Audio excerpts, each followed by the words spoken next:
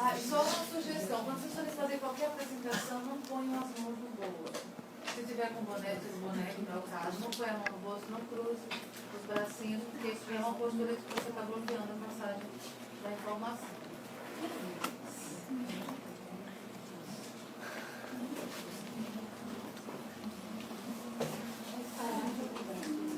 Bom dia, eu sou Isadora, ela é Desirê, e nós vamos falar hoje sobre o aparelho locomotor, especificamente sobre o músculo estriado esquelético.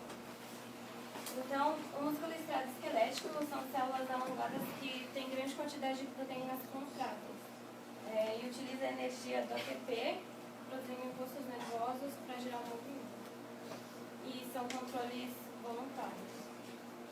Com a metodologia, nós usamos livros e artigos científicos de 1960 a 2010. E nós temos como objetivo tanto compreender a origem, né, do músculo estriado esquelético, como a constituição dele, para entendermos melhor a movimentação. Bom, a embriologia do músculo esquelético estriado.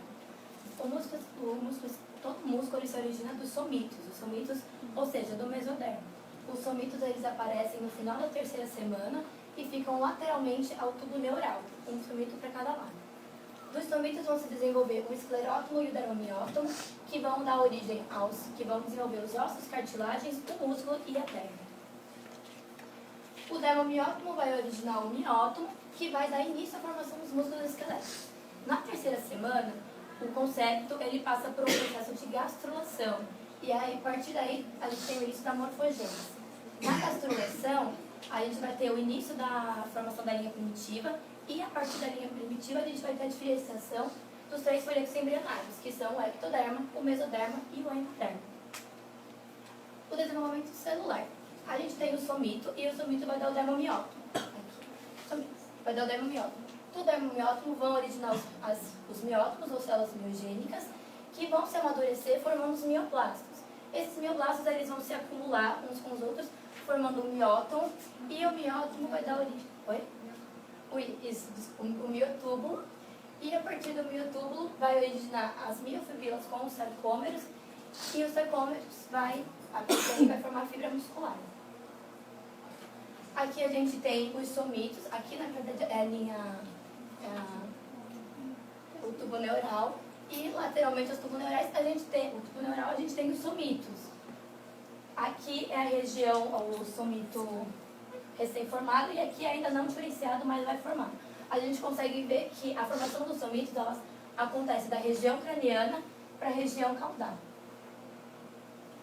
Na sexta semana, a gente tem o começo da formação das vértebras, que elas vão ir das vértebras lateralmente os seus miótomos.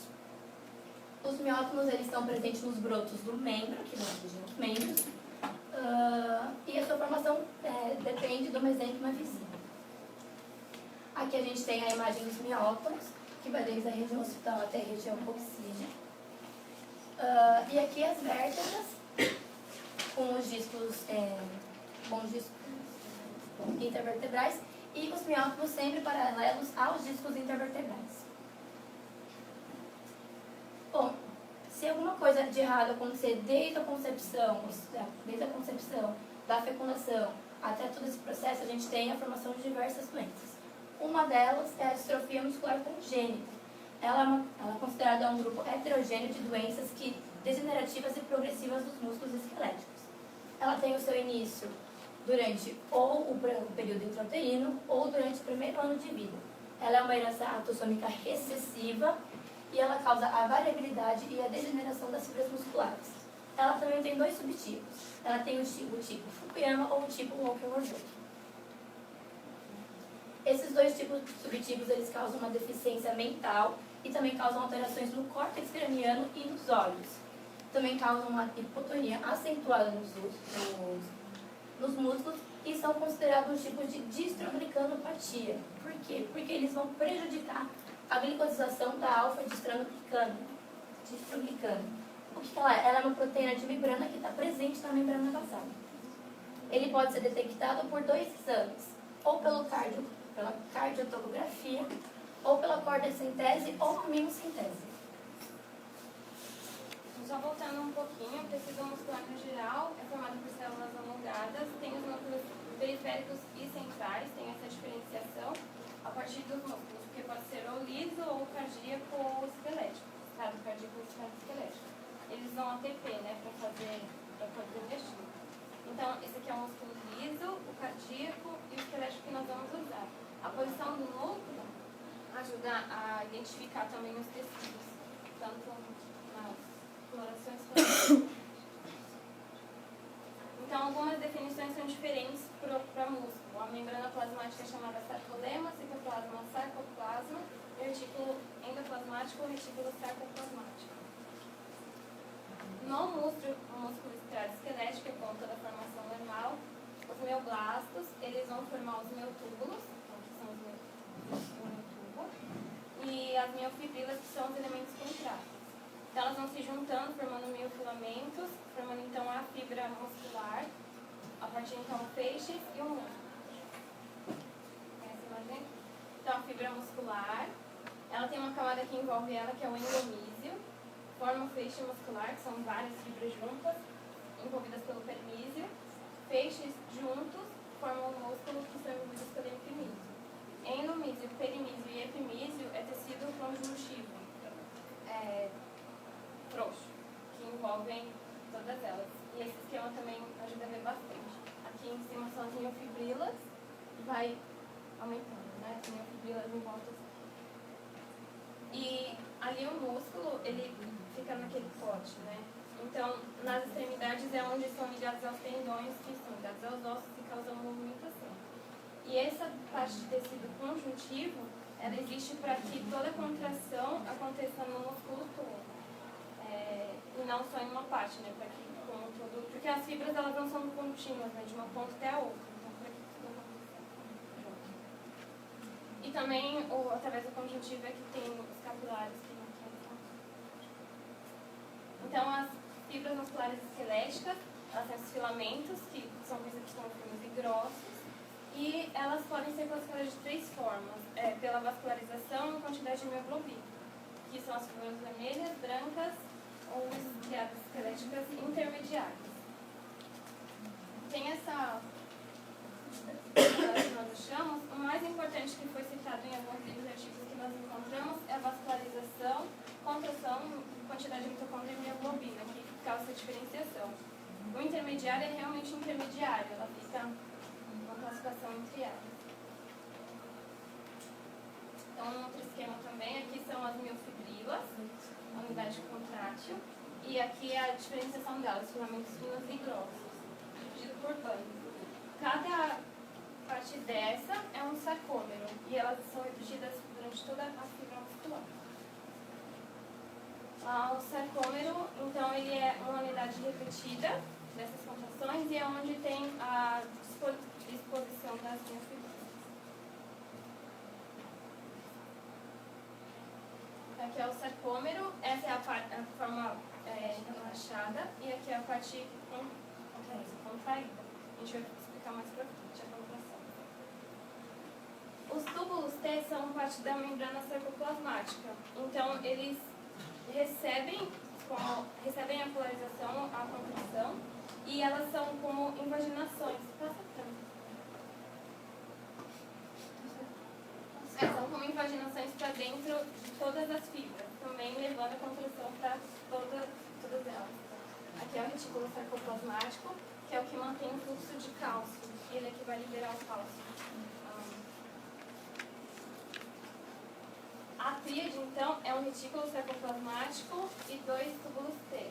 Não, um túbulo T e 2 retículos sarcoplasmáticos, que então é o que vai realizar toda a fibra muscular. Aqui de novo uma imagem, esses amarelinhos são os túbulos T. E a tríade é ali. As proteínas essenciais de contração, então é a miosina e a actina, que formam os filamentos finos e grossos, e a proteína de regulação, tropomina e tropomiosina. A tropomina e tropomiosina, elas ficam junto com a actina, formando os filamentos. Então, a miosina são 6 subunidades, 2 cadeias pesadas e 4 leves, e tem o domínio globular. Então, são como 2 tacos de golfe, assim. São, a ponta delas é enroladinha, e as C-terminais, elas são organizadas como alfares. estendidas e as terminais com domínio globular. E é onde tem o sítio onde o ATP é hidrolisado. Tá na minha zona.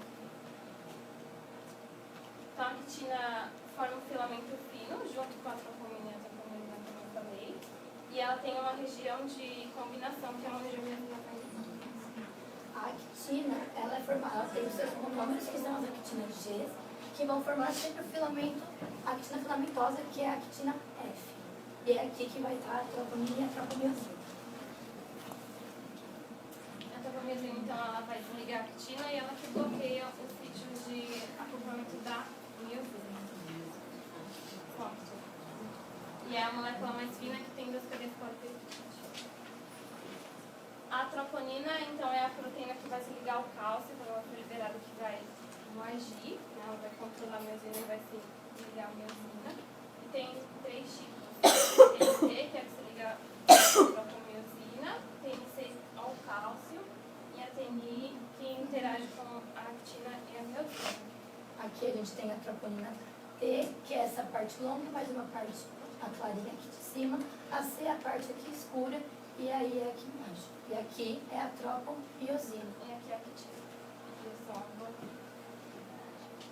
Contração muscular esquelética. A contração ela vai depender de um potencial de ação.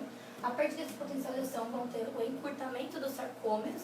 Lembrando que os sarcômeros não há diminuição do filamento grosso nem do filamento fino. A única coisa que acontece são os filamentos finos deslizando sobre os filamentos grossos. E a interação entre as proteínas actina e miosina, elas são umas ligações fracas, não são ligações fortes.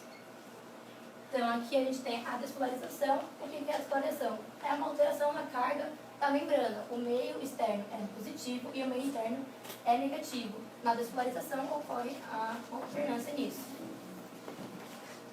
Então o potencial de ação ele vai gerar contração muscular. Como? Por um impulso nervoso chega a acetilcolina, que vai ser liberada na placa motora do músculo, e a acetilcolina vai abrir os canais de sódio. Com isso, os sódios entram, causando a despolarização da membrana. Essa despolarização vai atingir o limiar, e aí ocorre a onda de despolarização pela fibra muscular inteira. Então, aqui a gente tem, aqui é o meio externo e aqui é o meio interno. Ela vai como uma onda, tá vendo? Uma parte, quando termina a outra, já repolariza a outra. Então, o potencial de ação, ele sempre vai ser igual, tanto no nervo quanto no músculo. Por quê? A partir do momento que você atinge o limiar, o potencial vai sempre ser o mesmo. Não importa se o potencial é forte, se o limiar é forte ou o limiar é fraco. O potencial de ação é o potencial igual. Vão abrir os canais de acetilcolina dependentes no retículo sarcoplasmático, que vai liberar o cálcio para o sarcolema. Lá ele vai se ligar à troponina, liberando a actina para a miosina. E aí depois o cálcio é rebombeado de volta para o retículo. Mecanismos da contração. Como que a contração vai ocorrer? Primeiro, a miosina ela vai estar com o sítio de ligação para o ATP livre. Aí ela se liga à actina. Quando ela se liga à actina, o ATP vem, se liga na sua cabeça. E aí a conformação da cabeça e do sítio, eles mudam, eles ficam mais estáveis, liberando a actina. Quando a actina é liberada, o ATP ele é hidrolisado e a cabeça da miosina ela vai se inclinar para frente. Quando ela se inclina para frente, ela se liga à actina de novo e coloca a cabeça para trás. Nisso o ATP é liberado. Então aqui a gente tem como funciona. Aqui é o nervo motor, por onde vem o impulso nervoso, por onde vem a potencial de ação.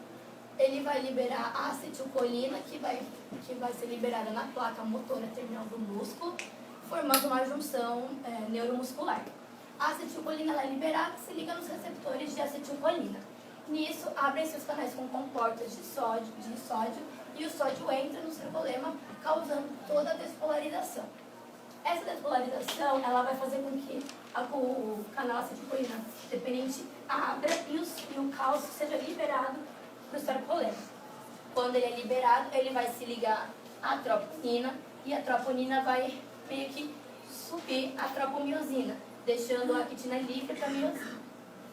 Aqui a gente pode ver que até então a miosina estava se ligando na tropomiosina e aqui dá para ver que tem uma movimentação da actina. Quando ocorre essa movimentação, os sarcômeros eles diminuem. Eles se fecham. Porque não muda o tamanho nem da miosina, é só a junção do fechamento.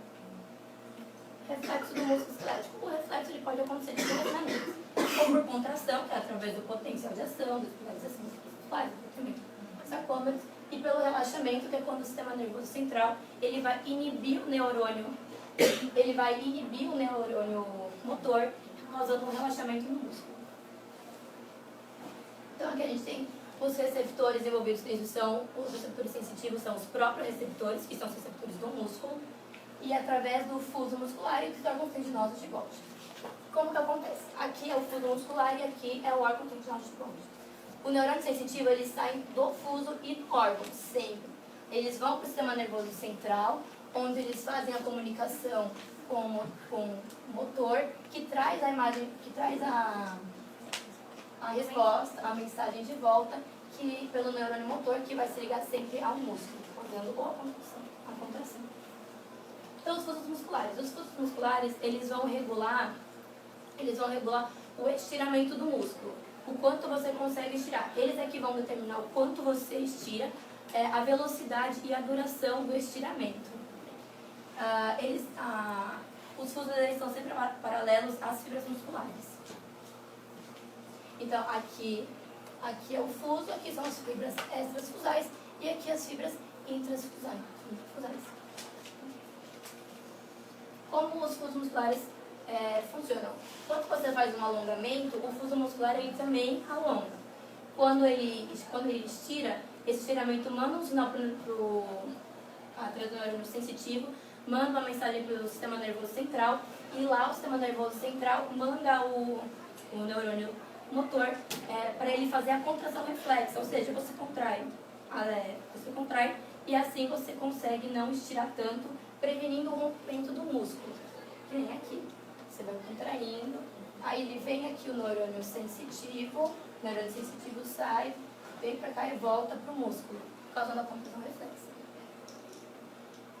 Os órgãos tendinosos do Golgi, eles vão regular a quantidade de peso que você consegue pegar, para não colocar também o estiramento.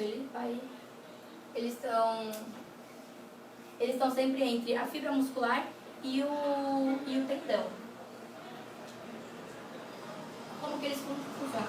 Quando você pega o peso, você contrai. Quando você contrai, o órgão também contrai. Contraindo, ele manda uma mensagem do sistema nervoso central, avisando para inibir o neurônio motor, para você não pegar mais peso, porque senão você vai romper o músculo. E aí, sem o neurônio motor, acontece o relaxamento reflexo. E aí você liberando a carga. Os órgãos tendinosos do Golgi e o fuso, eles sempre estão atuando juntos, um com o outro, na regulação do tônus muscular. O tônus é uma concentração de... Tipo a força. É uma concentração específica que vocês têm para na hora de movimento você ter um movimento rápido. Por exemplo, se você está na cadeira, né? E aí você cai. Quando alguém te empurra, você já inclina. Certo, devido ao tônus. Eles mantêm a disposição habitual do músculo, eles ajudam a manter por que o músculo está ali, e também mantém o ritmo motor normal. Bom, então a gente conclui. Então a conclusão é: o tecido esquelético ele vem a partir do tecido forma embrionário do mesoderma, tem como função as contrações voluntárias e essas associadas sempre com tendão e osso. E essa contração ela precisa de um estímulo nervoso e o potencial de ação é um estímulo nervoso. Ela gasta ATP e as suas principais proteínas são a actina, miosina, troponina e tropomiosina, e a proteção do músculo é feita tanto pelo órgãos tendinosos como dos fusos musculares, desse jeito evitando as lesões do músculo. Isso tudo é importante porque isso faz com que haja um funcionamento estável para o músculo. Isso é parte também de toda a quitina, então todas essas unidades pequenas complexas são um conjunto, para que todas as coisas sejam feitas de forma um sempre vai precisar do outro para funcionar. Isso.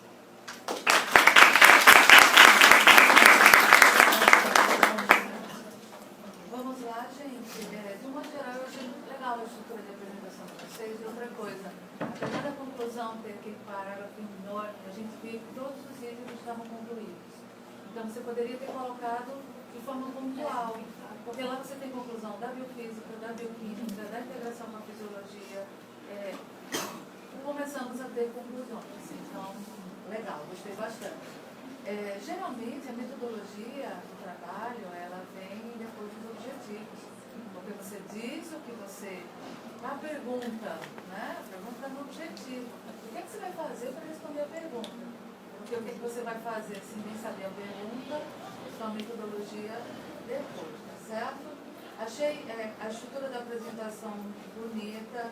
Com relação às colocações ideológicas e psicológicas dos professores, vão assistir depois de fazer as colocações pertinentes por causa da limitação teórica aí, nossa. Alguns ajustes. Olha, vocês falaram sobre uma alteração relacionada à distrofia e falaram de uma substância chamada alfa-distroglicana. Se terminou em glicano, é carboidrato, não é proteína. Tá bom? Polissacarídeo ou glicano são sinônimos. Tanto é que você tem glicoproteína, que é uma proteína com grupo prostético, e proteoglicano. O glicano é carboidrato grande. Tá? Não dava para deixar passar. Achei legal a informação em relação às estruturas de um modo geral e a comparação das fibras vermelhas e fibras brancas. E vocês falaram uma coisa que me deixou assim, muito instigada a fazer uma pergunta. Quando vocês falaram das fibras brancas, vocês disseram que existia pouca mioglobina. Ter pouca mioglobina não interfere no funcionamento dessa fibra muscular? Sim. Não, antes de responder, a Tiana vai dar um dicão. Para e pensa. Essa composição da resposta não. Introspecção, para e pensa. Então, essa pouca mioglobina não interfere fortemente no funcionamento dessa fibra branca? Então, é que a fibra branca, a contração dela é mais rápida, mais forte, e ela se fadiga mais rápido. Daí, pouca mioglobina tem menos oxigênio, por isso que essa contração é mais rápida. E agora a resposta, interfere no funcionamento? Porque tem pouca... Vamos parar e pensar. Mioglobina é uma proteína que faz o quê? Armazena oxigênio. Beleza. Ela tem muita mitocôndria, essa fibra branca? Então ela precisa de muito oxigênio para a geração de energia metabólica? Então interfere no seu funcionamento? Isso. É porque como função dela, né? Sim. Geralmente elas estão relacionadas a contrações rápidas, não é? Isso é metabolismo anaeróbio. Tá bom? Tá, então não. Como a gente falou muito, parece que ela caiu na prova também, aí é sempre interessante a gente perguntar. O que acontece com o sarcômero durante o processo de contração? Existe polimerização, despolimerização de estruturas proteicas? A gente já apresentou que a quietinha deixa o resto do pessoal participar. O que acontece com o sarcômero durante o processo de contração? Existe alteração na quantidade de actina e miosina? Só a quitina desliza sobre a miosina e as linhas Z, elas se... Na realidade, a zona H, ela fica com o espaço mais próximo, né? E as linhas Z, elas se aproximam. Ótimo. Muito claro isso. A actina é uma proteína, não é? Sim. Quanto à forma, qual é a classificação dela? Quanto à forma? Existem classificação das proteínas quanto à composição, quanto à forma. Ela é uma proteína o quê?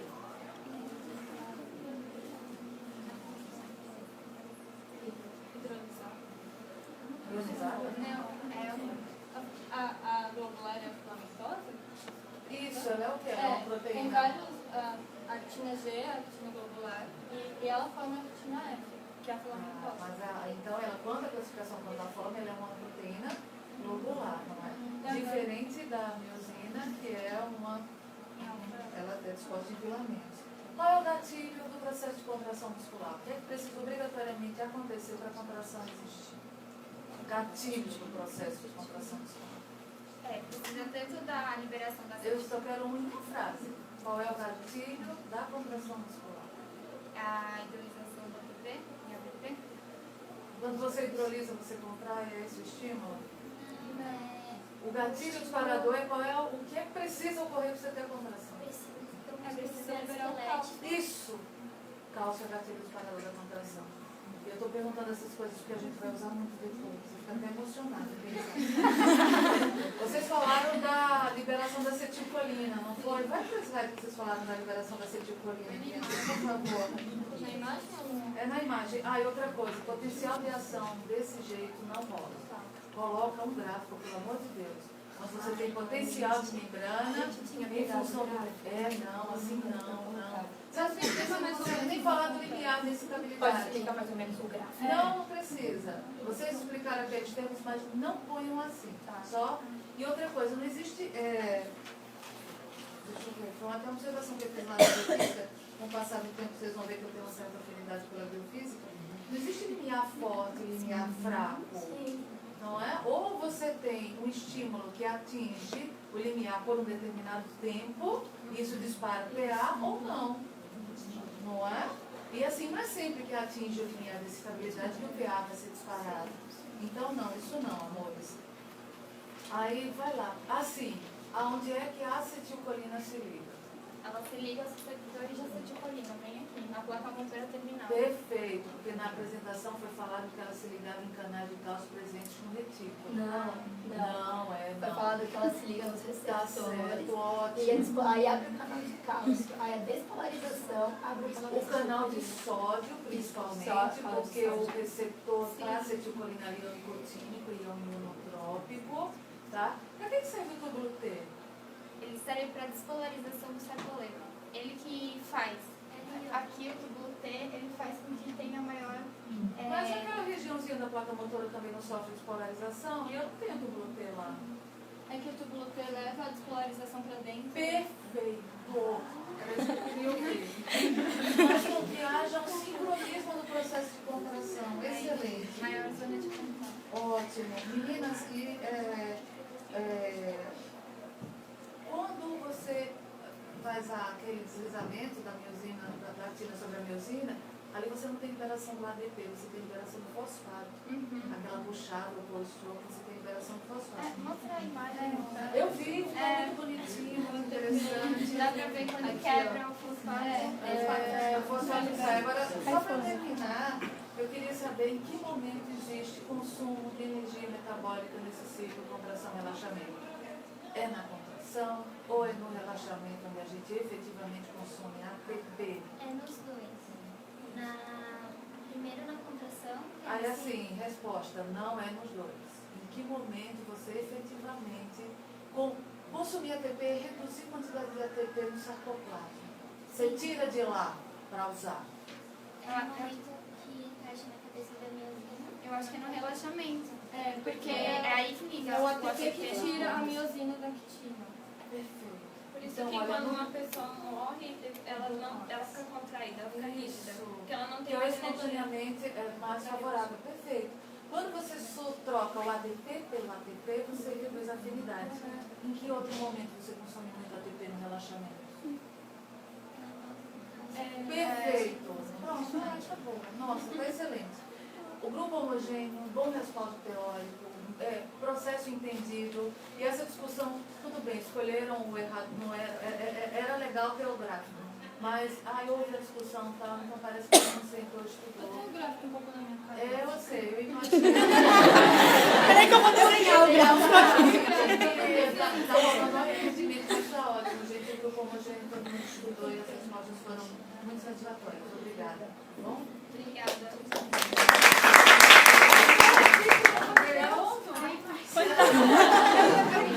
Já não acabou, pessoal. Tem pressa, imagina. Eu vou precisar me ausentar agora, por isso que eu fiz a audição agora. perguntou o que eu ia falar, mas não acabou, né?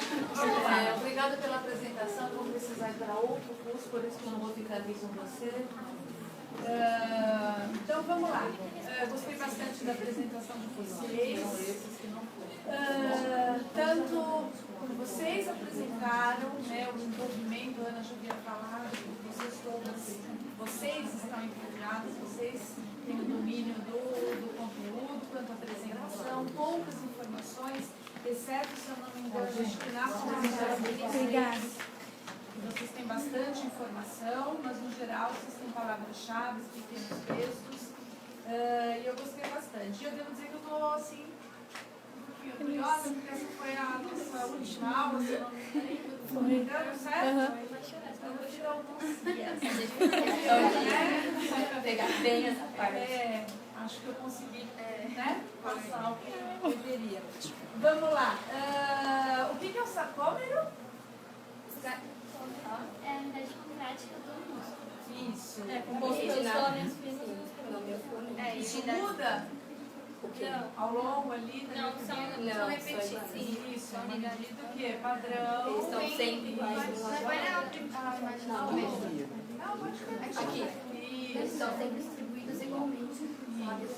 Exatamente. O que muda ali justamente são as bandas e é o posicionamento de cada uma das proteínas ali encontradas. Certo.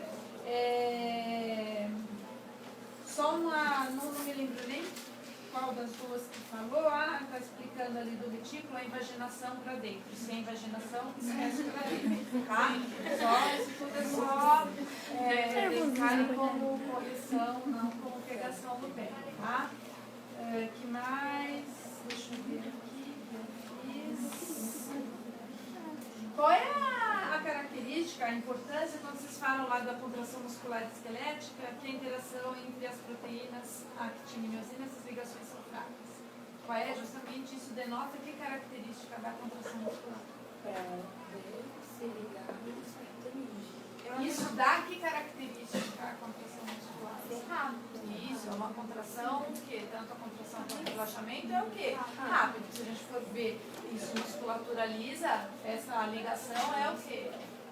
É fraca, né? Por isso, se musculatura lisa, você tem contração o quê? Tônica sustentável, tá? Uma coisa que eu ia falar, marquei grandão aqui que a Ana falou, também não me lembro qual das duas que falou, que não existe limiar forte ou fraco. O que existe é um estímulo que ele pode ser forte ou fraco. Se atingir o limiar, o potencial vai ser detalhado, tá? Pode acontecer se o estímulo for fraco e ele não atingir o limiar, ele é o quê? Um estímulo sublimiar, tá? Abaixo do limiar, tá? Então isso é só outra correção. Queria que vocês colocassem lá no esqueminha da contração muscular, não da contração, mas ali da junção, mais um. Mais. Aí.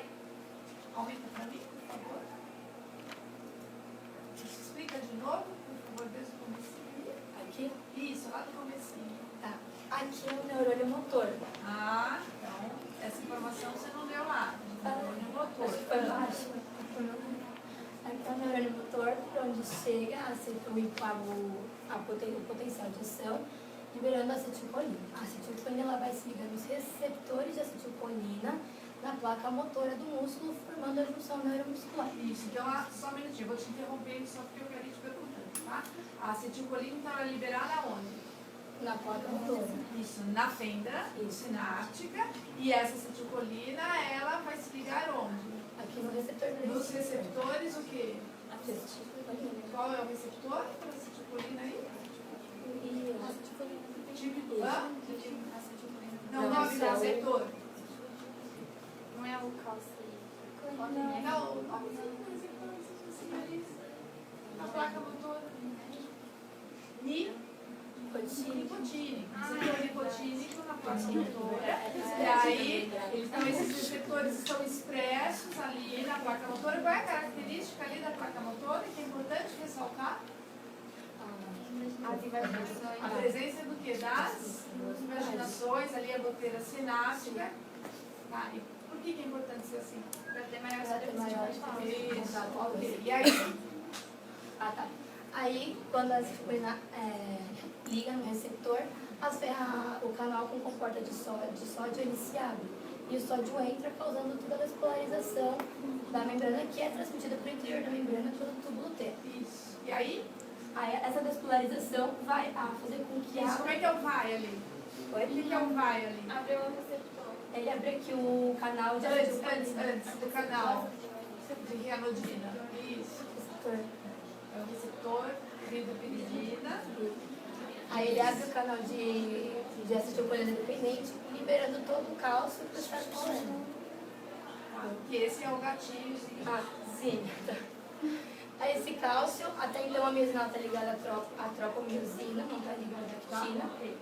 Aí o cálcio ele vem e se liga na troponina. Aqui é lá pra cima, tá ótimo, obrigada. De minha parte, né, da fisiologia, eu acho que vocês foram muito bem. Como eu pedi ali a parte de órgãos tendinosos de Golgi e fuso, quando que a gente vê essa... Vocês colocaram uma figurinha... Aí. Sem ser a Desirê, que já falou.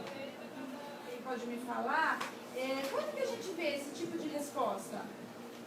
Isso é um tipo de resposta típica de que evento?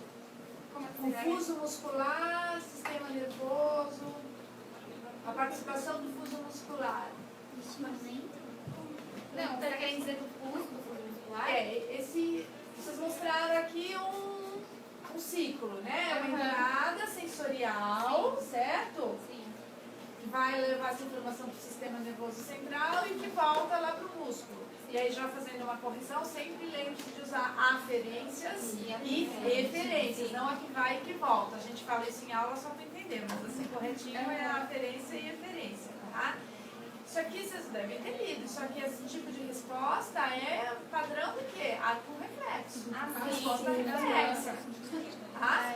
Foi a gente deu aviso da pessoa centrada, quando ela recebe uma resposta rápida. Isso, ou quando ali o reflexo patelar, bateu na telinha, a Quando perna vai está distraída, estirar. mexe no cabelo. A gente não tem como arco reflexo, porque até onde eu lembro, né?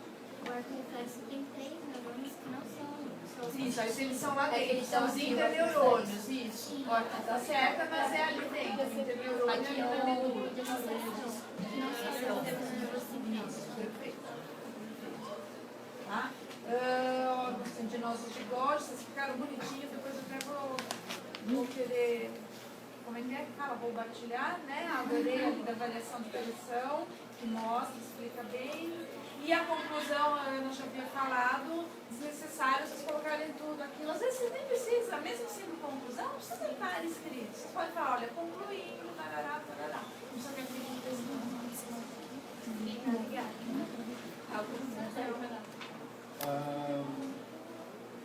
Duas coisinhas, porque eu não consegui pegar inteiro, infelizmente, porque parece que foi muito interessante.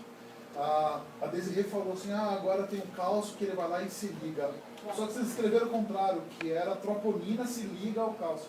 Eu não sei, pra mim tem uma diferença. Aqui é o volta. No outro, volta. É lá onde estavam me explicando. Volta. Era antes o primeiro. Pode voltar. Não. Não, aí eu comecei. Ah, tá. Aí, peraí. Proteína se liga ao cálcio. Eu não sei, pra mim tem uma certa diferença, porque o cálcio é liberado, o cálcio que acaba se ligando. Sim. Faz sentido ou não? Sim. Não sei, professora. A gente quis dizer uma questão somente que ela era a receptora que é onde o não cálcio sentido cálcio, de ela vai sentido do do cálcio. cálcio. É cálcio de um cálcio. É que ela é receptora do cálcio. Eu fiquei pensando lá na proteína atrás do cálcio, mas tudo bem, isso não.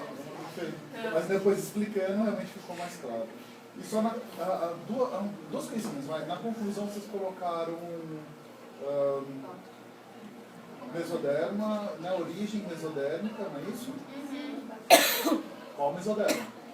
Então, Mesoderma que a gente está falando. do embrionário. Qual? Do embrionário. Embrionário, sempre vai ser embrionário, mas... Sim, não, mas é do... Qual? disso do Tem 2 tipos de mesoderma, basicamente, vai.